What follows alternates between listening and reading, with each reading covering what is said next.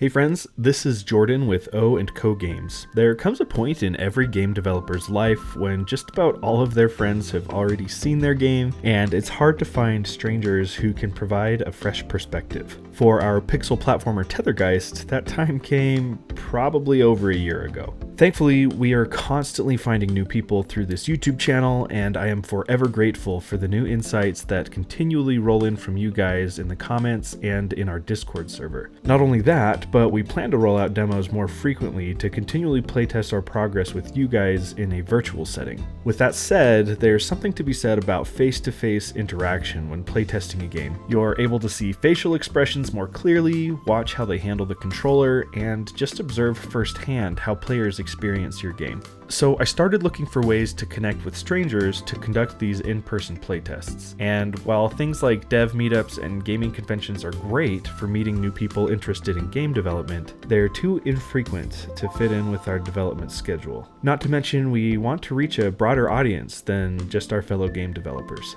An in-person event that is frequent and does have a larger array of people though is my local farmers market. It happens every Monday evening. I took a gamble and asked the market if they'd allow a video game booth in as a sort of local craft, and they accepted my application. So it might be unconventional, because it's not a convention, but I was on my way to setting up a video game booth amidst a crowd of handicrafts and local produce.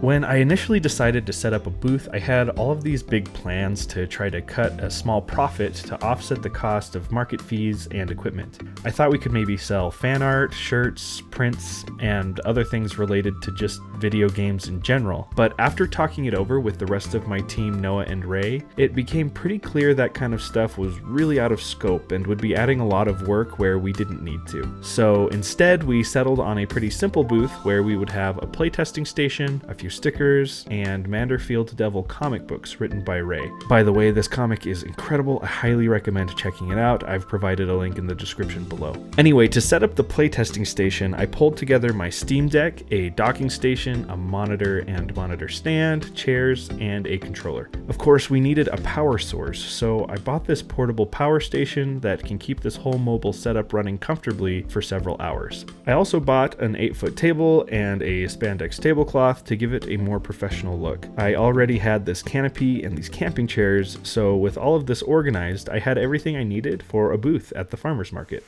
Now, at the time I'm making this devlog, I've already been to the market a few times. Each time I've gone, I've been able to playtest the game with over 30 people, which is just fantastic. All of them are foreign to the game, and they provide fresh perspectives in their feedback. Arguably more important, I'm able to sit with them in person and observe their gaming experience as they play Tethergeist for the first time. Each playtest, I'll jot down notes and take them home to improve the game's design. Each market lasts about 4 hours, and I've got to say, there's rarely a moment when I don't have someone playing Tethergeist. And I'm also able to get a pretty large spread of player types here, from college students to 8-year-olds. Each group provides different and unique feedback that often opens my eyes to important things I can do to improve the game.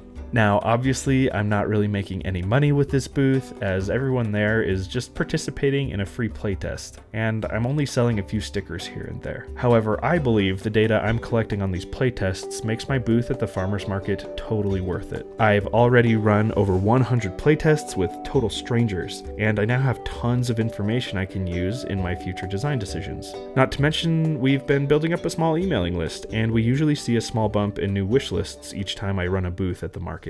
So there you have it. I realize this devlog is pretty different from the traditional formula, but I see playtesting as a critical piece of the development process, and this farmers market is a huge part of our story as we strive to build the best game we can. We are very passionate about Tethergeist, and we hope you'll continue to follow along. Please subscribe, wishlist Tethergeist on Steam, and join our Discord server to stay in the loop on our progress. We couldn't make this game without you. Thanks for watching.